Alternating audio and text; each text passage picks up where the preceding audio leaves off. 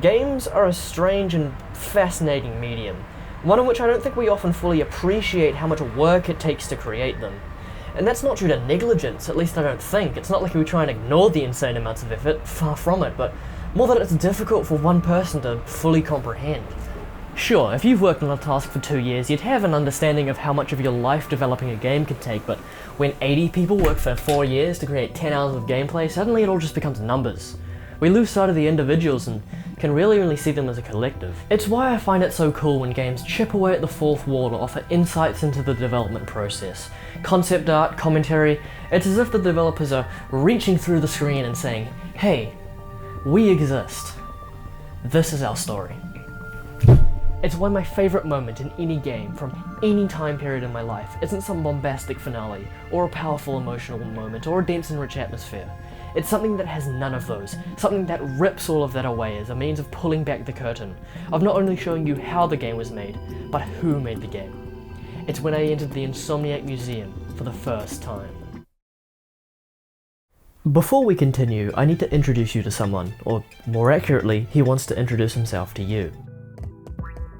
This is Mike Stout. I'm a designer at Insomniac Games. That was Mike Stout, QA tester for Ratchet & Clank and junior designer on Commando and Up Your Arsenal, and he's the man responsible for the creation of the Insomniac Museum, not only for its inception, but also in most of the work to make it happen, aside from the art and developer-specific additions. And no, I don't personally know the guy, but I know all of this rather personal information thanks to a developer commentary he did for Commando and later Up Your Arsenal back in 2011, with his friend and fellow Insomniac Tony Garcia, also a QA tester turned junior programmer. It's a fascinating watch, a look into not only the way the games were made, but also into what being a developer was like in that time. These guys were junior designers and programmers, they weren't development leads, and it's really interesting to hear the tales of game development from that perspective, when it usually comes from the heads of production.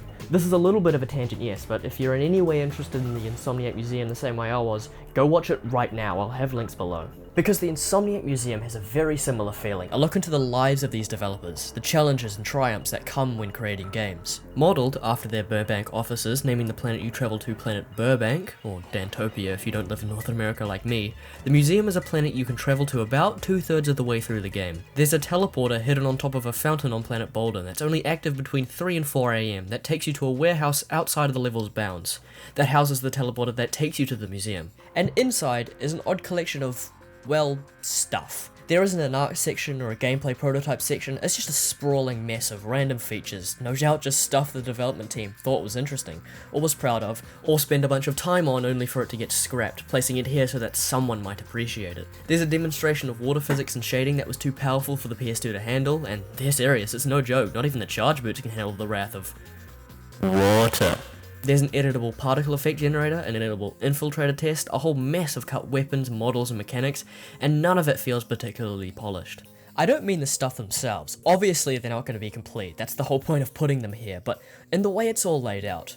Even the method of entry into the museum, not the one that they meant for you to take, but the one you probably actually took, where the grind rail segment on Bolden was designed to be a little too close to out of bounds geometry, allowing you to fall out at a specific time and hover over to an inaccessible part of the level, attached to a warehouse where the museum teleporter sits, and given you're out of bounds, collision isn't great, so you can clip inside. It all has the distinct air of not being ready, of lacking the polish that connects the game together, and that should make it seem jarring and disconnected from the rest of the game, and in a way it does. But funnily enough, it also does the opposite. It makes it feel all the more real. We are not perfect, no one is, and the fact that the place that showcases the development of the game feels like it's, well, still in development, makes it feel all the more like it's not just showcasing the stuff that made the game, but the journey of making the game. Believe it or not, the museum is actually more polished than it was supposed to be. You can see even as far along as the beta, when most of the game's art was complete, that the museum was entirely made of dev textures. It's even still there on the save load preview, just to show you how late of an addition the texturing was, which even still isn't all that impressive. The place was always going to have an element of jank to it, if not in its implementation then in the things it houses inside, so why not lean into it? It's more personal, more emotionally driven than what is typical for behind the scenes content which, with a few exceptions, is usually produced to ignore the hardships, to pump up the fun of the project, rather than the reality which is, especially in the games industry, often much more stressful than we would like. The museum, by its very nature, hasn't been scrubbed clean in that way. it, more often than not, is showcasing things that didn't make it into the game, and so it's entrenched in not only the development of the game, but the reality of that development. Sometimes you'll work on modeling a boss for an entire however long this took, only for it to be completely thrown away. Or you'll work on some gravity boot mechanics only to realize that not everyone has the iron stomach that you do. And even the stuff that did make it into the game comes with the joy of those that created it. Like, for example, there's another fun fact from the developer commentary that the electrolyzer was programmed by a designer, whereas the infiltrator was programmed by a, well, programmer. So there's a massive disparity backend on how easy they are to use, infiltrators being really easy to set up, and electrolyzers being a massive pain in the ass. Which, by the way, the irony of the person who made the electrolyzer commentating over the infiltrator with that added context is incredible, but even without that added context, you might not know the specific details, but you can certainly feel that story just by its inclusion. I mean, they just straight up hand over the infiltrator controls to you. Do I know what this means?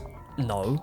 Did 10-year-old me? Absolutely fucking not, but I could still mess around with it regardless. Being able to interact with this stuff, not just being told but also participating yourself, creates a connection to the work in a way that nothing else can. And isn't that the whole draw of games, as interactive experiences? Sure, concept art is cool, behind the scenes videos are cool, but giving me an editable explosion and letting me fuck around with it as I see fit, letting me drive around weird janky half-finished vehicles, letting me explore the platforming test map, or make the world's most difficult infiltrator puzzle because I hate myself, that isn't just cool. That is letting me experience behind the scenes content in a way that only games can, creating my own stories and experiences. Now it's not just about learning fun facts, it's about becoming a part of the experience of development yourself. There's also the fact that anytime there's text explaining what the fuck that untextured model is, there's someone doing voiceover explaining what the hell is going on, and this seems superfluous, right? It doesn't actually change the information being displayed, but as other iterations of the place show, it definitely changes the character.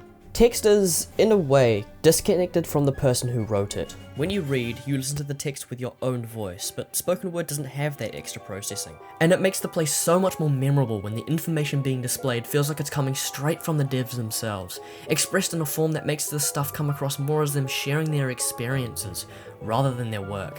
This gadget was originally intended for Ratchet & Clank 1. Unfortunately, it didn't make the cut, and so never saw the light of day. It now makes its home here at Insomniac Museum, gone but not forgotten. It's the difference between just reading about some feature, as opposed to someone going, "Hey, look at this thing I made, isn't it cool?"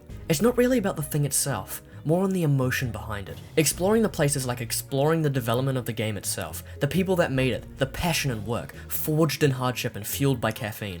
You don't just get to see some stuff that didn't make the cut, but you get to experience, in some small way, the game being made, to participate in the wonder and excitement, the same wonder and excitement that the team will have had when they were making the game. Oh yeah, and of course, how could I forget about the music?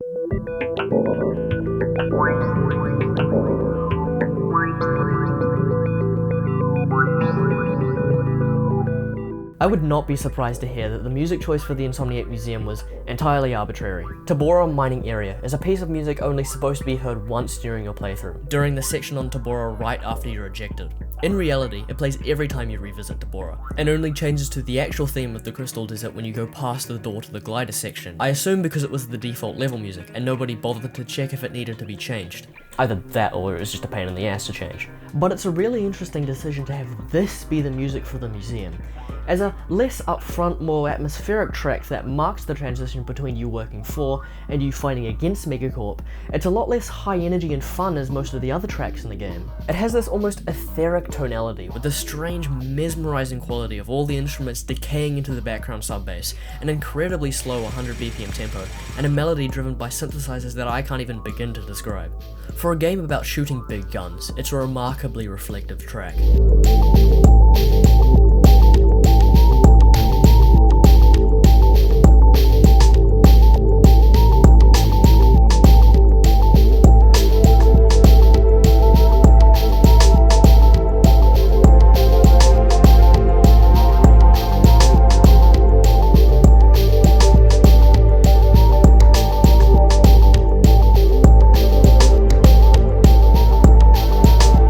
This is my favourite piece of music in the entire series, and in some part that's due to its quality, but it's also due to its inclusion in the museum. It gives the place such an interesting vibe. It's not a fun, happy, look at all the cool stuff kind of vibe.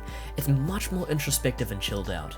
I cannot overstate how important this music is in cultivating the tone that is so unique to this place. It makes that feeling before, one created because the place isn't a gallery of text, because it's a place you get to explore, so much more vivid. If I'm honest, it's impossible for me to describe how it does this. That's not because I don't know how to describe music's effect, although that is true, but because to me now, the track is more affecting than it probably ever was back in the day. To me, the track takes me back and makes me reflect on my own experiences of getting lost and exploring the museum in my youth, of finding the secret level and being in awe as I walked through its halls.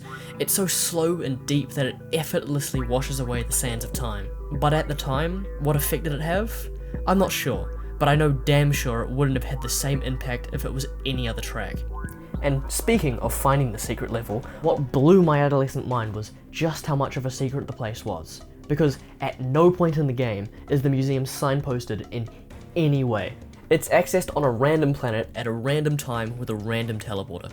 Sure, it's also a shortcut gotten when you upgrade all of the weapons, get all of the weapon mods and all the skill points, but that will almost certainly not be the way that the vast majority of players find it. But that's not to say I, or probably most people, found it on a whim. But there's still something to be said for finding out somewhere online that there's a secret place that you can only access with these specific weird steps and having it actually be true. Finding out about the museum, stepping inside for the first time, is a powerful feeling. It's almost like you're uncovering secrets not meant to be found, things not meant to be seen. In a way, you're breaking the game, and depending on how you entered, you might be literally breaking the game. And for someone who's interested in how things are made, for who the Insomniac Museum would interest the most, that feeling of breaking apart the game to figure out all of its secrets is incredibly impactful. Games are inherently unapproachable as a medium of creation.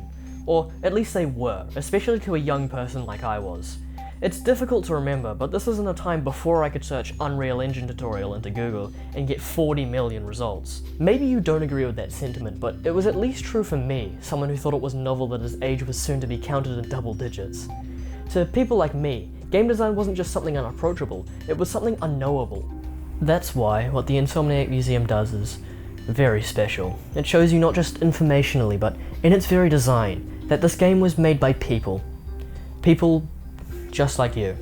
And that's sure, game design might be this unfathomable, unknowable thing not meant for people to see, but so was the museum itself. And you found that too, didn't you?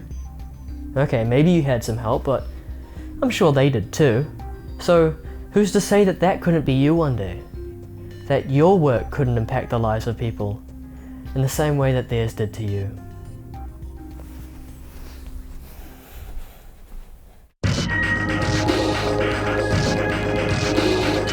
Right, I know I said at the end of the last video, which 5% of the people who saw it watched, that I wasn't going to make another Ratchet & Clank video for a while.